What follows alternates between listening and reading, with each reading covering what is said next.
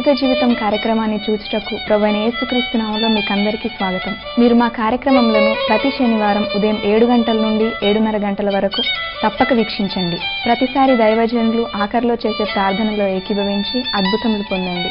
తప్పకుండా దేవుడు మీ జీవితంలో, కుటుంబంలో అద్భుతములు జరిగించి మీ ప్రతి అక్కరను తీరుస్తాడు. ఇప్పుడు దైవజనులు రెవరెండ్ డాక్టర్ శాంతికిరణ్ గారి ద్వారా దైవ సందేశాన్ని వీక్షిద్దాం. ప్రభునందు ప్రేమైనటువంటి అద్భుత జీవితము టీవీ కార్యక్రమం వీక్షిస్తున్నటువంటి ప్రేక్షకులందరికీ ప్రభువైన యేసుక్రీస్తు నామములో శుభం కలుగునుగాక. మీ అందరికీ మరొకసారి దేవుని సన్నిధిలోనికి స్వాగతం పలుకుతున్నాను.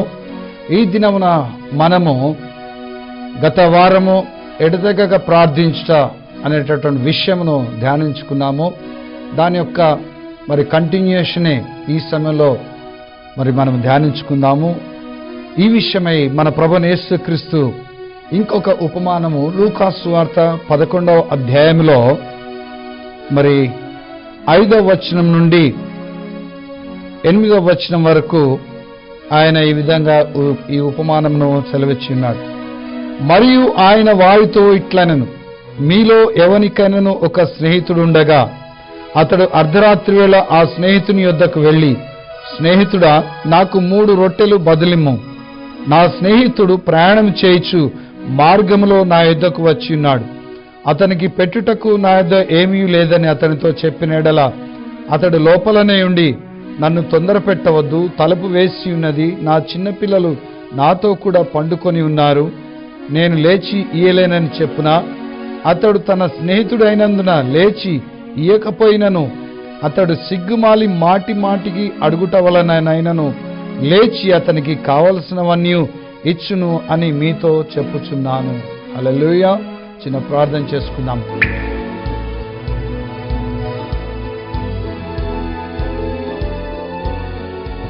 పరిశుద్ధులైన మా పరలోకపు తండ్రి యేసుక్రీస్తు ప్రభువానికి స్తుతులు స్తోత్రములు చెల్లిస్తున్నాం. నాయన ప్రభువా, ఈ సమయంలో నాయన ఎడతెగక ప్రార్థించుట అనే విషయాన్ని మేము ధ్యానించుకునబోతుండగా నీ పరిశుద్ధాత్మ సహాయాన్ని మాకు అనుగ్రహించండి. ఈ సమయంలో ప్రభువా, నీ వాక్యమును ఇదిగో నీ బిడ్డలు విననీయకుండా ఆటంకపరచాలని చూసిన అంధకార శక్తులను సాతాను యేసునామములో బంధిస్తున్నాం, గద్దిస్తున్నాం, శపిస్తున్నాం. సాతాను వాని యొక్క అనుచరులు ఇదిగో చూస్తున్నటువంటి వింటున్నటువంటి బిడ్డలు ఇప్పుడే విడిచిపోను కాక. పరిశుద్ధాత్మ దేవా, ఇదిగో చూస్తున్నటువంటి వింటున్నటువంటి బిడ్డలందరూ మీరు స్వాధీనపరచుకోండి. ప్రతి ఒక్కరు హృదయం తెరవండి. ప్రతి ఒక్కరు తెరబడిన హృదయంతో నేను నీ వాక్యం వినుటకు, అర్థం చేసుకుంటూ, జ్ఞాపకం ఉంచుకుంటూ సాయం తెచ్చండి. నీ వాక్య ప్రకారం జీవించడానికి సాయం తెచ్చండి.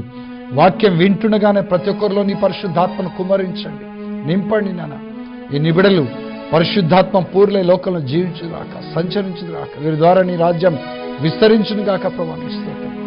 అంతేకాకుండా ప్రభా, ఎడతెగక ప్రార్థించుట నేర్చుకుందురుగాక. నాన్న నీ దాసుని నీ మహిమ చట్ట సమృద్ధి మరుపరిచి నీవే బిడ్డలకు నిన్ను ప్రత్యక్షపరచుకొని బిడ్డలకు అర్థం రీతిలో నన్ను మీరు బోధించమని యేసుక్రీస్తు పరిశుద్ధ నామమున ప్రార్థించి వేడుకొంచున్నాను పరమ తండ్రి. ఆమేన్, ఆమేన్, ఆమేన్.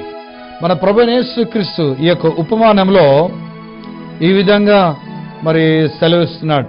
లూకా సువార్త 11వ అధ్యాయము 5వ వచనం నుండి, మరియు ఆయన వారితో ఇట్లనెను, మీలో ఎవనికైనను ఒక స్నేహితుడుండగా అతడు అర్ధరాత్రి వేళ ఆ స్నేహితుని వద్దకు వచ్చి, స్నేహితుడా, నాకు 3 రొట్టెలు బదులిమ్ము, నా స్నేహితుడు ప్రయాణం చేయొచ్చు మార్గంలో నా వద్దకు వచ్చి ఉన్నాడు, అతనికి పెట్టుటకు నా వద్ద ఏమీ లేదని అతనితో చెప్పిన ఎడల. ఈ ఉపమానంలో ఒక స్నేహితుడు అర్ధరాత్రి వేళ తనకున్నటువంటి ఇంకొక స్నేహితుని వద్దకు వెళ్ళి ఆ స్నేహితునితో అంటున్నాడు, స్నేహితుడా, నాకు 3 రొట్టెలు బదులిమ్ము, నా స్నేహితుడు ఇంకొక అతను నా దగ్గరకు వచ్చి ఉన్నాడు, అతనికి పెట్టడానికి నా దగ్గర ఆహారం ఏమీ లేదు, కనుక 3 రొట్టెలు బదులు ఇచ్చినట్లయితే అతనికి నేను ఆహారం పెట్టగలను అని అడుగుతున్నాడు. అయితే ఆ లోపల పడుకున్నటువంటి స్నేహితుడు అతడు లోపలనే ఉండి, నన్ను తొందర పెట్టొద్దు, నా చిన్నపిల్లలు నాతో కూడా పడుకొని ఉన్నారు, నేను లేచి ఇయ్యలేనని అతడు చెప్తాడా? దాదాపు ఏ స్నేహితుడు ఆ విధంగానే. ఎందుకంటే ఫ్రెండ్స్ కాబట్టి తప్పకుండా ఒకరికొకరు ఆపద సమయంలో సహాయం చేసుకుంటారు. ఒకవేళ అతడు స్నేహితుడైనందున లేచి ఇవ్వలేదే అనుకోండి, ఇవ్వకపోతే మరి ఈ బయట అడుగుతున్నటువంటి స్నేహితుడే కదా అని అతడు సిగ్గుమాలి మాటికి అడుగుతూ ఉంటే తప్పకుండా అతడు లేచి అతనికి కావలసినన్ని ఇస్తాడని మీతో నిశ్చయంగా చెప్తున్నాను అంటున్నాడు. హల్లెలూయా. ప్రభువైన యేసుక్రీస్తు ఈ ఉపమానం ద్వారా ఆయన మనకేం సెలవిస్తున్నాడనగా, దేవుడు మనకు స్నేహితుని వంటి వాడు. ఒక స్నేహితుడు ఇంకొక స్నేహితుడిని సిగ్గుమాలి మాటికి అడిగిన రీతిగా మనము మన ప్రభువైన యేసుక్రీస్తుని దేవుణ్ణి అడగవచ్చు అన్నటువంటి ఉద్దేశమును మన ప్రభు ఇక్కడ మనకు చెప్తున్నాడు. దేవుని యొక్క వాక్యంలో సామెతల గ్రంథం 17వ అధ్యాయం 17వ వచనంలో ఈ మాట రాయబడింది, నిజమైన స్నేహితుడు విడవక ప్రేమించును, దుర్దశలో అట్టివాడి సహోదరుడుగా నుండును అని వాక్యం సెలవుస్తుంది. మన ప్రభువైన యేసుక్రీస్తు మన కొరకు శిలువలో రక్తం కాచి ప్రాణమిచ్చినటువంటి మన ప్రభు మనల్ని విడవక ప్రేమించేటటువంటి వాడు. ఆయన మనకు దుర్దశలో మనకు సహోదరుడుగా ఉండేటటువంటి వాడు. తన ప్రాణమునే మన కొరకు ఇచ్చినవాడు. మన కొరకు అన్నీ ఆయన ఇచ్చేటటువంటి దేవుడై ఉన్నాడు. ప్రభు యొక్క ఉద్దేశం ఏమనగా, ఈ ఒక స్నేహితుడు ఇంకొక స్నేహితుని దగ్గరికి వెళ్ళి ఏ విధంగా అయితే తనకు అవసరమైనటువంటి సమయంలో సిగ్గుమాలి మాటికి అడిగాడో అదే రీతిగా మనం కూడా అడగాలని ప్రభు యొక్క ఉద్దేశమై ఉంటున్నది. ఒకసారి అడగగానే తప్పకుండా లేచి ఇస్తాడు స్నేహితుడైనటువంటి వాడు. అతడు మరి లేచి రొట్టెలు ఇచ్చిన తర్వాత రొట్టెలు ఇట్లా ఇస్తే ఎట్లా సరిపోతుంది, ఆహారం కొరకు ఇంకేమైనా అవసరమైనటువంటి పదార్థాలు ఏవి కావాలన్నా కానీ కావలసిన అన్నీ ఇచ్చును కదా అని మీతో చెప్తున్నాను అంటాడు ప్రభు. కనుక మనం ప్రభువును అడిగిన వాటిన్నిటికంటేను, ఊహించిన వాటి అన్నిటికంటేను అత్యధికంగా ఇచ్చేటటువంటి దేవుడు. కాబట్టి మనము సిగ్గుమాలి మాటికి మనము ప్రభువుని అడిగి పొందుకోవాలని మన ప్రభువైన యేసుక్రీస్తు సెలవిస్తున్నాడు. 9వ వచనం చూసినట్లయితే ఇదే అధ్యాయంలో, అటువలే మీరును అడుగుడి మీకు ఇయ్యబడును, వెదకుడి మీకు దొరుకును, తట్టుడి మీకు తీయబడును, అడుగు ప్రతివానికి ఇయ్యబడును, వెదకువానికి దొరుకును, తట్టువానికి తీయబడునని మీతో చెప్పుచున్నాను. హల్లెలూయా. ఒక స్నేహితుడు ఇంకొక స్నేహితుడిని ఏ విధంగా అయితే సిగ్గుమాలి మాటికి అడుగుతాడో ఆ విధంగా మీరు కూడా అడగండి, మీకు ఇవ్వబడుతుంది. వెదకండి, మీకు దొరుకుతుంది. తట్టండి, మీకు తీయబడుతుంది అని ప్రభు సెలవిస్తున్నాడు. సిగ్గుమాలి మాటికి అడగవచ్చు. మన ప్రభువైన యేసుక్రీస్తు దగ్గర మనం ఏమీ ముఖమాట పడవలసినటువంటి అవసరం లేదు. మనుషులలో స్నేహితులైనటువంటి వారిని మనము కొన్ని అడగడానికి ముఖమాట పడుతుంటాం. ఇస్తాడో లేదో, కాదంటాడేమో అని మరి సంశయిస్తుంటుంటాం. అయితే మనకు నిజమైనటువంటి స్నేహితుడైనటువంటి ప్రభువైన యేసుక్రీస్తు దగ్గర మనం ఏ విషయము కూడా సంశయించాల్సిన అవసరం లేదు, అడగడానికి సిగ్గుపడాల్సిన అవసరం లేదు. సిగ్గుమాలి మాటికి మనం ప్రభువుని అడగవచ్చు. ఆయన మనకు తండ్రి, ఆయన మనకు స్నేహితుడు, ఆయన మనకు సహోదరుడు. కనుక ఆయనను మన ప్రభువైన యేసుక్రీస్తుని నీ జీవితంలో, కుటుంబంలో ఎటువంటి అక్కరైనా కావచ్చు, లేదా నీకు స్వస్థత అయినా కావచ్చు, నీ కుటుంబంలో వారి స్వస్థత అయినా కావచ్చు, మరి ఎటువంటి అక్కర ఉన్నా సరే మన ప్రభువుని సిగ్గుమాలి మాటికి మనము అడగవచ్చని ప్రభు చెప్పినటువంటి ఉపమానం ఇది. ప్రభు ఏ విధంగా సెలవిస్తున్నాడు, మీరు సిగ్గుమాలి మాటికి ఒక స్నేహితుడు ఇంకొక స్నేహితుడిని అడిగిన రీతిగా మీరు నన్ను అడగవచ్చు. మీరు అడగండి, మీకు తప్పక మీరు అడిగింది మీకు దొరుకుతుంది. వెతకండి, మీరు దేని కొరకు వెతుకుతున్నారు, తప్పక మీకు దొరుకుతుంది. తట్టండి, తప్పకుండా మీకు ఆశీర్వాదం యొక్క తలుపు మీకు తప్పకుండా తీయబడుతుంది. తర్వాత క్రింద మనం చూసినట్లయితే 11వ వచనం నుంచి మనం చూసినట్లయితే, మీలో తండ్రి అయినవాడు తన కుమారుడు చేపనడిగితే చేపకు ప్రతిగా పామునిచ్చునా, గ్రుడ్డునడిగితే తేలునిచ్చునా? కాబట్టి మీరు చెడ్డవారయుండి మీ పిల్లలకు మంచి ఈవులనీయ నెరిగి ఉండగా, పరలోకమందున మీ తండ్రి తనను అడుగువారికి పరిశుద్ధాత్మను ఎంతో నిశ్చయముగా అనుగ్రహించును అని ప్రభు చెప్తున్నాడు.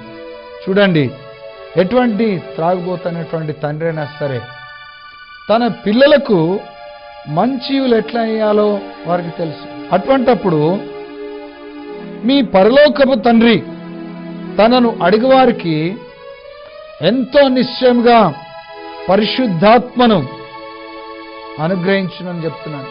ఇక్కడ ఈ విషయంలో, ఈ సందర్భంలో పరిశుద్ధాత్మ కొరకు ప్రార్థించడం గురించి చెప్తున్నాడు. అవును, పరిశుద్ధాత్మ కొరకు నేను ప్రార్థన చేశాను. నేను రక్షింపబడిన తర్వాత, నీటి బాప్తిస్ము తీసుకున్న తర్వాత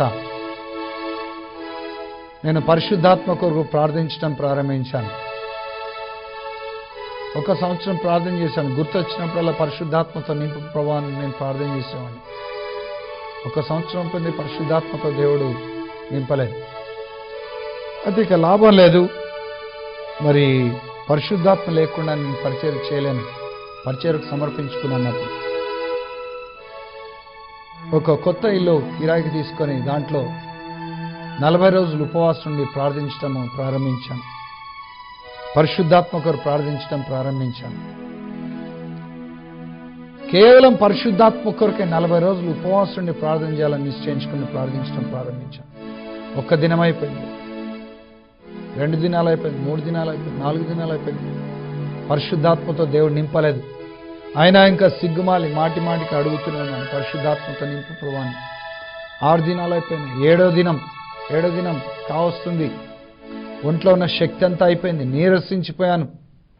పరిశుద్ధాత్మ కొరకు ప్రార్థన చేస్తున్నాను. ఆ రోజు సాయంత్రం 7వ దినం సాయంత్రంన పరిశుద్ధాత్మ కొరకు ప్రార్థన చేయడం ప్రారంభించాను. శక్తి అంతా అయిపోయింది, ఇంకా 33 దినాలు ఉన్నాయి ప్రార్థించాల్సినవి. 7వ దినం ఆఖరి ప్రార్థన చేసుకొని ముగించుకొని పడుకుందామన్న ఉద్దేశంతో 7వ దినం ప్రార్థన చేయడం ప్రారంభించగానే ప్రార్థన పూర్తి కాకముందే దేవుని పరిశుద్ధాత్మ నా మీద దిగి వచ్చింది. పరిశుద్ధాత్మతో నింపబడుతున్నాను. 2 గంటలు మోకాళ్ళ మీద ఉన్నాను. తెరలుగా పరిశుద్ధాత్మ నాలో నింపబడటం చూస్తున్నాను. నా ఆత్మనేత్రాలు తెరవబడ్డాయి. పరిశుద్ధాత్మ నాలోనికి దిగిరావడం చూస్తున్నాను, నింపబడటం చూస్తున్నాను. పరిశుద్ధాత్మతో నింపబడ్డాను. 2 గంటలు ఒళ్ళంతా తడిచిపోయింది, చెమటతో, బట్టలన్నీ తడిచిపోయాయి. కన్నీళ్లతో ఏడుస్తున్నాను, దేవుణ్ణి స్తుతిస్తున్నాను, ప్రార్థిస్తున్నాను.